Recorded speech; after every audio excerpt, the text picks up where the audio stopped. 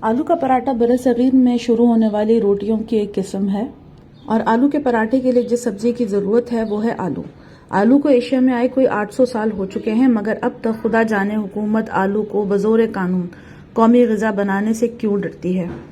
سستا اتنا ہے کہ آج تک کسی سیٹ کو اس میں ملاوٹ کرنے کا خیال نہیں آیا۔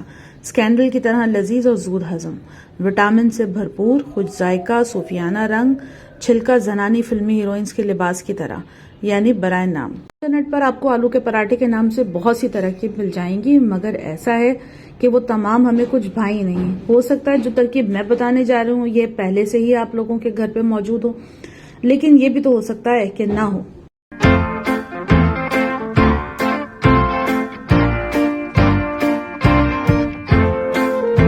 اصل میں دکھی انسانیت کی خدمت کا کوئی بھی موقع ہاتھ سے جانے نہیں دینا چاہیے، بس اسی لیے آج میں آلو کے پراٹھے لے کر حاضر ہو گئی۔ امی کی ترکیب ہے اور وہی آج اپنی پوتی کے ساتھ مل کر آلو کے پراٹھے بنا رہی ہیں۔ اللہ پاک خیر رکھے، کبھی میری والی ترکیب بھی آپ کو بتائیں گے۔ بہرحال ترکیب کی طرف آتے ہیں، مگر اس سے پہلے اجزاء ترکیبی بتانے ضروری ہیں۔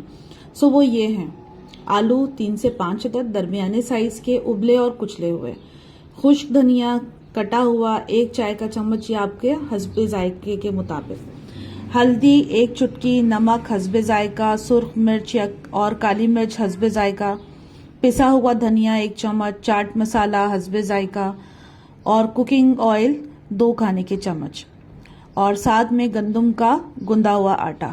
توا یا پین یا جس چیز میں بھی آپ یہ مزیدار آلو بنانے کا تہیا کر چکے ہیں یا جو بھی دھلی ہوئی چیز میسر ہے کچن میں، اسے چولہے پہ رکھ لیں اور آگ جلا لیں۔ اب اس میں آلو ڈال کے آپ ان کو ابال لیں اور چھلکے اتار کے اس کو ایک پیالے میں ڈال کے کسی بھی چمچ سے یا میشر سے آپ اس کو مسل لیں۔ آلو کو مسلنے کے بعد ان میں تمام خشک مسالہ جات شامل کر لیں اور یاد سے ہرا دھنیا بھی ملا لیں، ملا کے ان کو اچھے سے اس کو مکس کر لیجئے۔ اب توا یا پین چولہے پہ رکھیں، اس میں کم از کم 2 بڑے کھانے کے چمچ تیل یا گھی، آپ کو جو پسند ہو اپنی پسند کے حساب سے اس کو کم یا زیادہ آپ کر سکتے ہیں، وہ ڈال دیجئے۔ چلیں جب تک مسلے یا کچلے ہوئے آلو میں تمام مسالے ڈال کر مکس ہو رہے ہیں، تب تک میں کچھ اور باتیں آپ کو بتا دوں۔ اس ترکیب میں آپ اپنی مرضی کر سکتے ہیں سوائے آلو اور آٹے کے۔ ان اجزاء میں تبدیلی کی صورت میں نتائج کے ذمہ دار آپ خود ہوں گے۔ ارے دیکھیں آلو اور مسالے گھل مل گئے ہیں، چیک کر لیے سب ٹھیک؟ اچھا چلو اب ایسا کریں گے کہ آٹے کا پیڑا لیں، اسے تھوڑا سا بیل لیں اور پھر اس میں تھوڑا سا آلو درمیان میں رکھ کر پیڑے کا منہ اچھے سے بند کر دیں۔ آلو اتنا ہی ڈالیں جتنا آٹے کا پیڑا سہ سکے۔ اب اسے بیل لیں اور ہلکی آنچ پر پکا لیجئے۔